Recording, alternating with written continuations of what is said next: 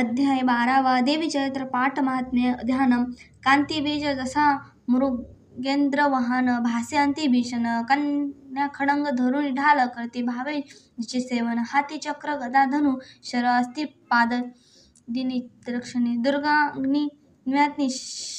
शशी धरात्रे ध्यान ओम देवाचे प्रतिदिन जो एकाग्र स्तोत्र हे गात राहील निश्चय सकळ बांधा नाशुनी राहील मी राहितो सुखी मधु कैटभ संहार महिषासुर घात जो शुंभ निशुंभ प्रसंग वाचतील जे अष्टमी चतुर्दशी नवमी मनातुनी भक्तीने ऐकता माझे महात्म्य अति उत्तम तयाशी पाप स्पर्शाने आपत्ती राहीना कुणा दरिद्र पीडा ना त्यांना न होती दुर्मळ प्रेम शत्रूचे न भय राहे भय राजा न डाकूचे अग्नीच जल राशीचे भय किंचित राहीना म्हणून या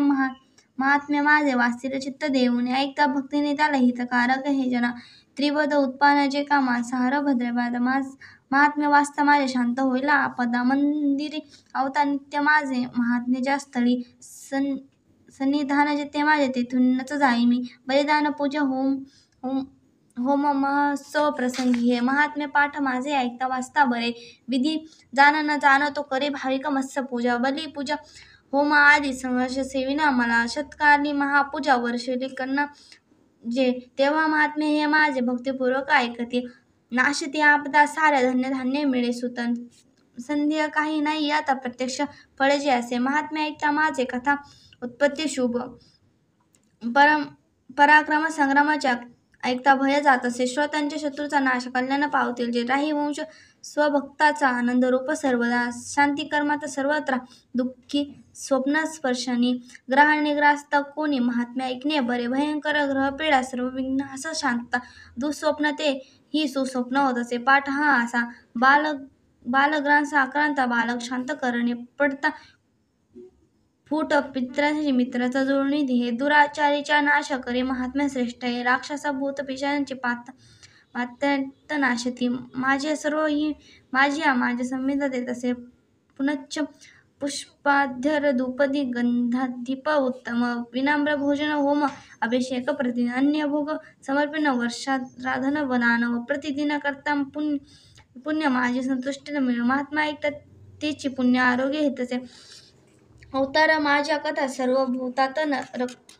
रक्षित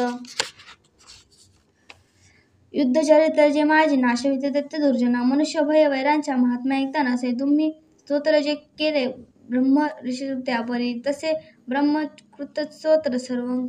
सदहितकारक अरण्य प्रति ऐकता वनवा लागता वना निर्जनी डाकू शत्रूंच्या हाती सापडता वना सिंह व्याघ्र गजराणी येता पाठी भयप्रद राजकृत वदा धाडी अथवा बंद घालीत वदळ उठून या नाव बुडता सागरामध्ये महासंग्राम शस्त्राचा मारा होता भयंकर वेदना भीषण बाधा होती जेव्हा उपस्थित आठवी जो कथा माझी विघ्न बाधा नव्हे तया मतपम सिंहादिक डाकू वैरांच्या मध्ये स्मर्तपळणे विघ्ने महिमा आशिया दोषी वाच बोलून हे भगवती चंडिका चंड विक्रमा पाहता सर्व देवांशी तेथे ती गुप्त झाली देवता स्वाधिकाराशी निर्भय भोगू लागले यज्ञ सुर सर्व प्राप्त होण्यास लागलं शुंभ निशुंभ देवीने मारले दैत्य भीषण जगदित्य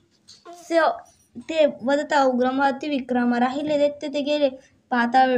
भूमीच्या वरी राजा भगवती अंबा असुनी नित्यरूपती जगता रक्षाचे जन्म घेई पुन्हा पुन्हा तिच्या विश्वास मोहनी जगतात जन्म घेत असे प्रार्थना तुष्ट होऊन वृक्षी विज्ञान दान दे भूपाळ ते महाकाली ब्रह्मांडी व्यापले असे प्रयंताली महामारी रूप धारण जी करे समय साध होत त्या अजन्म सृष्टी रूपती सनातनी तिची देवी समय सर्वांस रक्षिती अभ्युत्थाच्या वेळी लक्ष्मी रूपे मिळे जना दारिद्र्य दुर्भाग्यास अभावी तीच लागती स्तुती